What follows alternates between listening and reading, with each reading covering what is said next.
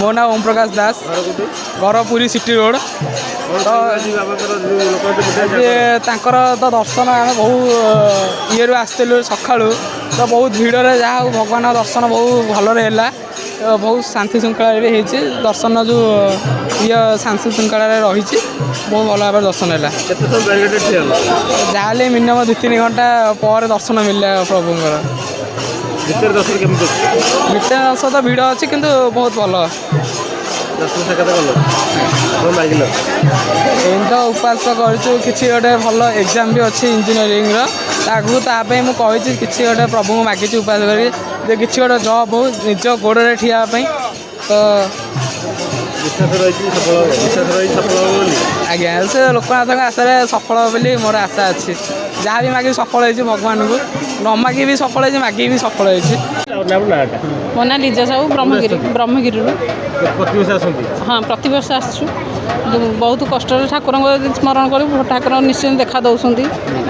ଭଲ ବି ହେଉଛନ୍ତି, ସବୁ ଇଏରେ ଆରୋଗ୍ୟକୁ କାମନା କରୁଛନ୍ତି ସବୁ। କ'ଣ ଗଲେ ବାବାଙ୍କୁ ମାଗିବେ ଜାଗରରେ? ପିଲା ତ ମୋର ରୋଗଣା, ତା ପିଲା ଦେହ କେମିତି ଆରୋଗ୍ୟ କରନ୍ତୁ, ମୁଁ ସେତିକି କରନ୍ତୁ, ଦୁନିଆଟାକୁ ଭଲରେ ରଖନ୍ତୁ, ସଂସାରକୁ କେମିତି ଭଲରେ ରଖିବେ। ଆମେ ଏକଟା ଭଲ ରହିଲେ ହେବନି, ସମସ୍ତେ ଭଲରେ ରହନ୍ତୁ, ସେତିକି ବାବାଙ୍କ ପାଖରେ। ଲାଇନରେ ଆପଣ ଯିବେ, ଘଣ୍ଟା ଘଣ୍ଟା ଧରିକି ଲୋକ ଅପେକ୍ଷା କରୁଛନ୍ତି। ଲାଇନରେ ଆମେ ବି ଯାଉଛୁ, ପିଲା ସମସ୍ତେ ଯାଉଛନ୍ତି, ଆମ ପାଇଁ କ'ଣ ଅଲଗା ହେବ? ଆମେ ବି ସେଇ ଲାଇନରେ ଯିବୁ। ଠାକୁର ଯଦି ବାବା ସତରେ ଦର୍ଶନ ଦେବେ, ଏତେ କଷ୍ଟ ଥିଲେ ବି ତ ଦେଖିକି ଯିବୁ, ରାତି ହଉ ପଛକେ ଆମେ ଦର୍ଶନ କରିକି ଯିବୁ। ମୋ ନାଁ ସାଇନା, ପୁରୀରୁ ହିଁ ଆସିଛି। ଆପଣ ପୁରୀ ଲୋକ ହେଇକି ଆଜି ବାରିଘାଟରେ ଦର୍ଶନ କରୁଛନ୍ତି, କେମିତି ଅନୁଭୂତି ରହୁଛି? ଅନୁଭୂତି ତ ସେମିତି ଭଲ ହିଁ ରହୁଛି ଆଉ। କ'ଣ ଆଜି କେତେ ସମୟ ବାରିଘାଟରେ ଠିଆ ହେଲେଣି? ମୁଁ ଆସିଲିଣି 11:30ରୁ ଆସିଲିଣି, ତ ଠିଆ ହେଇଛି ଭଗବାନଙ୍କୁ ତ ଦର୍ଶନ କରିବା ଆଉ। କେତେ କଷ୍ଟ ଲାଗୁଛି ଆପଣଙ୍କୁ? କଷ୍ଟ କାହିଁ, ଭଗବାନଙ୍କୁ ଦର୍ଶନ କରିବୁ, କଷ୍ଟ କାହିଁ ଲାଗିବ? କ'ଣ ମାଗିବ କାଇଠାକୁ ଗଲେ? ଗଲେ ଭଗବାନଙ୍କୁ ପରୀକ୍ଷା ଅଛି, ପରୀକ୍ଷା ପାଇଁ ମାଗିବୁ, ପରୀକ୍ଷାରେ ପାସ୍ ହେଇଯିବୁ ଯେମିତି। ବିଶ୍ୱାସ ଅଛି? ଆଜ୍ଞା। ଆଗରୁ ମାନସିକ କରିଥିଲେ? ନା, ମାନସିକ କରିନଥିଲୁ, ଯେ ପରୀକ୍ଷା ପାଇଁକା ମାଗିବୁ ଆଉ। ଏତେ ସମୟ ହେଲେ ବି ଦର୍ଶନ କରିବାକୁ ଯିବେ? ହଁ, ଦର୍ଶନ କରିବାକୁ ଯିବି। ରାତିରେ ଦୀପ ଜାଳିବେ? ରାତିରେ ଦେଖିବା, ଘର ଲୋକ ଯଦି ମାନିବ ଦୀପ ଜାଳିବି। ବ୍ୟବସ୍ଥା କରାଯାଇଛି ବାରିଘାଟରେ, କ'ଣ କେତେ ଆଉ କ'ଣ କିଛି କରିଥିଲେ ଭଲ ହେଇଥାନ୍ତା କି? ନା, ଠିକ୍ ଠାକ୍ ଅଛି। କ'ଣ କହୁଛନ୍ତି? ତମ ନାଁ କ'ଣ? ଶୁଭ ସନ୍ଦେଶ ଦଳେ। କ'ଣ ତ ବାଣ୍ଟୁଛ? ଦହି ପାଣି ଏମିତି ସବୁ ବଣ୍ଟା ହେଉଛି, 5 ବର୍ଷ ହେଲା ବାଣ୍ଟୁଛୁ। ଏମିତି ଯାହା ଯେତେବେଳେ ଆଇଲ ପାଣି, କେତେବେଳେ ବିଶ୍ୱବର ବିଦ୍ୟାପୀଠ। କ'ଣ କାହିଁକି ବଣ୍ଟାଯାଏ, ଉଦ୍ଦେଶ୍ୟ କ'ଣ ରହିଛି? ଲୋକମାନଙ୍କର ସହାୟତା ଯୋଗୁଁ ଆମର ରେଡ୍ କ୍ରସ୍ ଇଏ ହେଇଛି। କେତେବେଳେ କିଏ ଆମର ବେହୋସ ହେଇଗଲା, କେତେବେଳେ ମୁଣ୍ଡ ବୁଲେଇ ପଡ଼ିଲା, ଚିକିତ୍ସା କରିବାର ଆମର ସହାୟତା। ଆଉ ପାଣି ଦେବା, ପାଣି ଲୋକମାନେ ଲାଇନ୍ ମାନେ ଠିଆ ହେଇଯାଉଛନ୍ତି। ଶୋଷ ବିଷୟରେ ଶୋଷ ପ୍ରାୟ ସାର୍, ଏଇନା ଆମେ ଆଇଲୁ, ଏମାନଙ୍କର ଡ୍ୟୁଟି ଥିଲା, ଏମାନେ ପଳେଇବେ, ଆମେ ଏଇନା ଆଇଲୁ, ଆମର ଚାଲିବ 4ଟା ପର୍ଯ୍ୟନ୍ତ ଡ୍ୟୁଟି। ଆଜ୍ଞା, କେତେ ଖୁସି ଲାଗୁଛି? ବହୁତ ଖୁସି ଲାଗୁଛି। ଲୋକମାନଙ୍କର ସହାୟତା କରିକି ଆମେ ବହୁତ ଖୁସି ଲାଗୁଛି। ଲୋକମାନଙ୍କର ସେପଟେ ପଇସା ପାଆନ୍ତୁ, ଗୋଟେ ଲୋକକୁ 100 ଟଙ୍କା ଲେଖା ଲୋକ ସେପଟେ କଟେଇ ଦେଉଛନ୍ତି। ଆମେ ଏଠି 9ଟା ବେଳକୁ ଠିଆ ହେଲାଣି, ସେ 12ଟା 2ଟା ହେବନି। ଏମିତି ବୁଝାମଣା ଏଇ ମନ୍ଦିରରେ ରହୁଛି। ଆମେ ଏଇଠି ଖରାରେ ଭୋକ ବସାରେ ଅଛୁ, ଠାକୁରଙ୍କୁ ଟିକେ ଦର୍ଶନ କଲେ କୁଆଡ଼େ ଯିବୁ ବୁଲିକା। ତାହେଲେ ଏଇଠି ଆମେ 9ଟାରୁ ଠିଆ ହେଲାଣି, ଆସି 2ଟା ହେଲାଣି। ହଁ, ସମସ୍ୟାଟା ଯେଉଁ ଟିକେଟ୍ କାଟୁଛନ୍ତି ସେଥିପାଇଁ ସମସ୍ୟା। ହଁ, ଟିକେଟ୍ ସେପଟେ 100 ଟଙ୍କା ଲେଖା, ଗୋଟେ ଲୋକକୁ 100 ଟଙ୍କା, ସେପଟେ ଲୋକ ଛାଡ଼ି ଦେଉଛନ୍ତି। ଆମେ ତ ବଇଛୁ ଏଠି ଆଉ ଭୋକ ବସାରେ ଆଉ। ସାଧାରଣ ଲୋକ ହଇରାଣ ହୁଅନ୍ତି ଆଉ କ'ଣ? ଆମେ ଏଠି ଭୋକ ବସାରେ ପଡ଼ୁଛୁ। ଗୋଟେ ଛୋଟ ପିଲାମାନେ ଧରକୁ ଆମେ ଆଣିଛୁ ନା ନାହିଁ? ସେ ଗୋଟେ କ୍ଷୀର ଖିଆ ପିଲା ସେଠି ଧରିଛି। ଏମିତି ବିଚାର ସରକାର କରିଛନ୍ତି। ପୁଅ, ବୋଉ, ନାତି, ନାତୁଣୀ ସମସ୍ତେ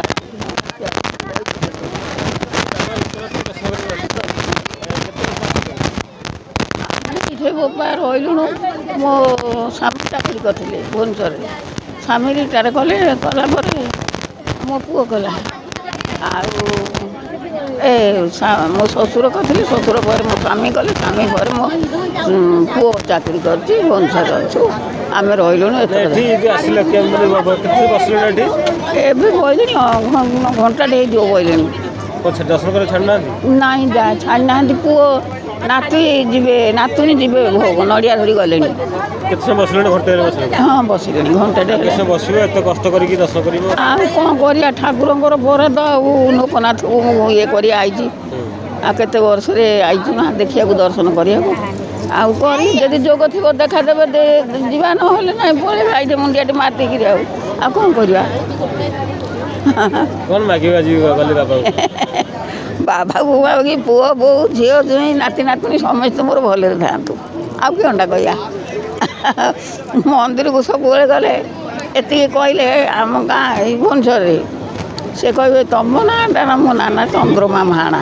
ନା ଆଉ ତମ ନାଁ କହୁନ? ମୁଁ ତ ମନ୍ଦିରକୁ ଆଇଲି, ମୁଣ୍ଡିଆ ମାରିଲି, ଠାକୁର ଜାଣିଲି ଯେ ହଁ ଇଏ ଆଇଛି ବୋଲି। ଆଉ ମୋ ନାଁ କାହିଁ କହିବି? ମୋ ପିଲା ନାତି ନାତୁଣୀ ସବୁ ଭଲରେ ଥାଆନ୍ତୁ, ଏତିକି। ଆଉ କ'ଣଟା ଦରକାର? ଲୋକଙ୍କ ଦର୍ଶନ କେତେଥର କଲଣି? ହଁ ମୁଁ ରହିଲିଣି। ମୋ ପାଇଠେ ଶ୍ୱଶୁର ଚାକିରି କରିଥିଲେ, ଶ୍ୱଶୁର ପରେ ମୋ ସ୍ୱାମୀ କଲେ 30 ବର୍ଷ।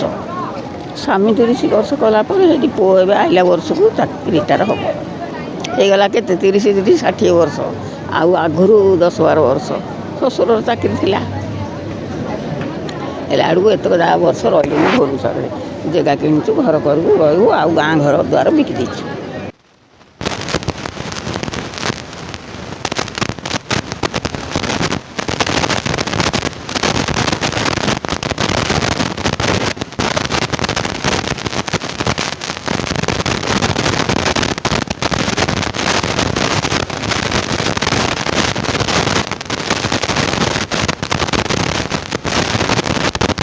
ଆଜ୍ଞା ଭାଇ, ଆପଣଙ୍କ ପରିଚୟ? ମୋ ନାଁ ଜିତେନ୍ଦ୍ର। କୋଉଠି ଆସିଛନ୍ତି? ମୁଁ ଭୁବନେଶ୍ୱରରୁ ଆସିଛି। କେତେ ବର୍ଷ ଆସିଲେଣି ଲୋକ? ମୁଁ 11ଟା ବେଳୁ ଏଠି ଠିଆ ହେଇଛି ଲାଇନ୍ରେ, ଦିନ 2ଟା ହେଲାଣି। ଏଯାଏଁ ମାନେ କ'ଣ ଅବ୍ୟବସ୍ଥା, କିଛି ମାନେ ପ୍ରଶାସନର ଏତେ ଅବ୍ୟବସ୍ଥା କି କାହାର ମାନେ ଅସୁବିଧା। ଏଠି ଆମର ମାନେ ଲାଇନ୍ଟା ଗୋଟେ ଚାଲିଲେ ଲୋକମାନେ ଏତେ ଗରମ ଯେଉଁ ହେଉଛି, ମାନେ ଖରା ଦିନ ବର୍ତ୍ତମାନ ଆରମ୍ଭ ହେଉଛି, ଏ ଗରମରୁ ଲୋକ ଉପାସରେ ଠିଆ ହେଇ ଏତେ ଅସୁବିଧା ବର୍ତ୍ତମାନ ମାନେ କହିହେବ ନାହିଁ ନଥିବା ଅସୁବିଧା। ତେଣୁ ପ୍ରଶାସନ ଟିକେ ଆ ପ୍ରତି ଟିକେ ଦୃଷ୍ଟି ଆକର୍ଷଣ କରନ୍ତୁ। ସେଠି କ'ଣ ସବୁ ମାନେ ଦେୟଯୁକ୍ତ ଦର୍ଶନ ବ୍ୟବସ୍ଥା ବି ରଖାଯାଇଛି। ଆମର ଯେଉଁ ଦର୍ଶନାର୍ଥୀ ହେଲେ କି ଆମର ଭକ୍ତମାନେ ହେଲେ, ସେ ତ ଠାକୁରଙ୍କ ପାଖକୁ ଆସୁଛନ୍ତି ଦର୍ଶନ କରିବା ପାଇଁ ନା, ତା ସେଥିରେ ପୁଣି ପଇସା ଦେଇକି କ'ଣ, ସେସବୁ କ'ଣ ସ୍ପେଶାଲ୍ ଆରେଞ୍ଜମେଣ୍ଟ? ଏଇଟା ଟୋଟାଲି ମାନେ ସମ୍ପୂର୍ଣ୍ଣ ମାନେ ଗୋଟେ ଟୋଟାଲି ନିୟମ ବିରୋଧ କାମ। ଆଜ୍ଞା, ଆଜି ବାବାଙ୍କୁ କ'ଣ ମାଗିବା? ବାବା ତ ସବୁ ଜାଣିଛନ୍ତି। ଆଉ ବାବା ସେଇ ପ୍ରତୀକ୍ଷା ତାଙ୍କରି ପାଇଁ ଆମେ କରୁଛୁ। ସେ ଧୈର୍ଯ୍ୟର ଆମର ମାନେ କ'ଣ ଫଳ ହେବ ସେଟା ସେ ହିଁ ଜାଣିଛନ୍ତି। ସେ ଅଛୁ ଆଉ। ମୋର ସନ୍ତୋଷ କୁମାର ରାଉତ, ଭୁବନେଶ୍ୱରରୁ ଆସିଛୁ। କେତେ ସମୟ ଆସିଲେଣି?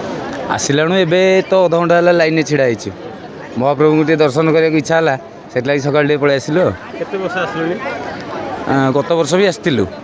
ତା ପୂର୍ବରୁ ଜାଗର ଦିନ କେବେ ଆସିନଥିଲୁ। ଅନ୍ୟ ଟାଇମ୍ରେ ଆସୁ, ଜାଗରରେ କେବେ ଆସିନଥିଲୁ। 2 ବର୍ଷ ହେଲା ଆଉ। ଆଜି ଯେଉଁ ପ୍ରଶାସନ ବ୍ୟବସ୍ଥା କରିଛି ଜାଗରରେ, କ'ଣ କେମିତି ଲାଗୁଛି? ନାଇଁ, ପ୍ରଶାସନ ପକ୍ଷରୁ ଯେମିତି ବ୍ୟବସ୍ଥା କରାଯାଇଛି ସବୁ ଠିକ୍ଠାକ୍ ଅଛି। ଏମିତି ବ୍ୟାରିକେଡ଼ ବି କରିବା ଦରକାର, ନହେଲେ ତ ଲୋକ ଭିଡ଼ରେ ପିଲାଗୁଡ଼ା ବେଶୀ ହଇରାଣ ହେଇଯିବେ, ବୟସ୍କ ଲୋକମାନେ ହଇରାଣ ହେଇଯିବେ। ତେଣୁ ପ୍ରଶାସନ ପକ୍ଷରୁ ଠିକ୍ ପଦକ୍ଷେପ ନିଆଯାଇଛି। କେତେ ସମୟ ବ୍ୟାରିକେଡ୍ ରହିଲେଣି? ଅଧଘଣ୍ଟା ହେଲାଣି ରହିଲାଣି। ଆଉ ତ ଲାଗିଯିବ 1.5 ଘଣ୍ଟା ପରେ, ବୋଧେ ଅନୁମାନ କରୁଛୁ 1.5 ଘଣ୍ଟା ଲାଗିବ, ତାଠୁ ଉପରେ ହେଇପାରେ। କ'ଣ ଲୋକଙ୍କୁ ବାବାଙ୍କୁ ଆଜି ମାଗିବେ? ଆଜ୍ଞା, ବାବାଙ୍କୁ ଆଜି କ'ଣ ମାଗିବେ? କ'ଣ ବାବାଙ୍କୁ କିଛି ମାଗିବା ଆବଶ୍ୟକ ନାହିଁ। ନ ମାଗିକି ପ୍ରଭୁ ସବୁ ଦେଇଛନ୍ତି, ଆଉ କିଛି ଦରକାର ନାହିଁ। ମାଗିବୁନି, ଖାଲି ଦର୍ଶନ କରିବୁ, ଯିବୁ ଠାକୁରଙ୍କୁ ଆଉ।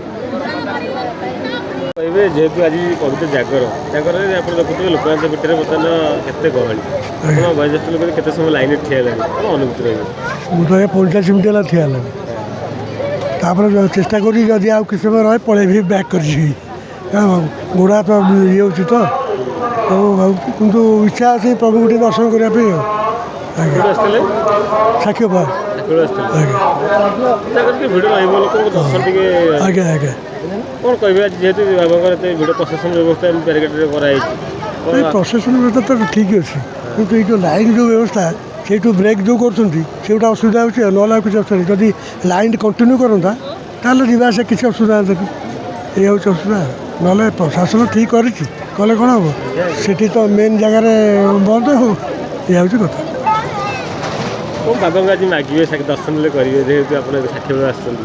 ମାଗୁ ପ୍ରଭୁଙ୍କୁ ତ ସବୁବେଳେ ମାଗୁଛୁ ପିଲାଙ୍କର ମଙ୍ଗଳ ହଉ ସଂସାର ମଙ୍ଗଳ ହଉ ଆଉ ଆମେ ଏହା ତ ମାଗିବା କ'ଣ ମାଗୁ।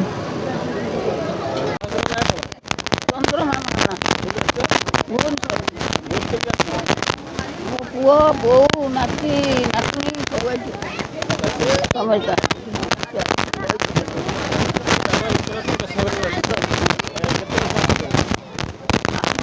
ବୋପା ରହିଲୁଣୁ।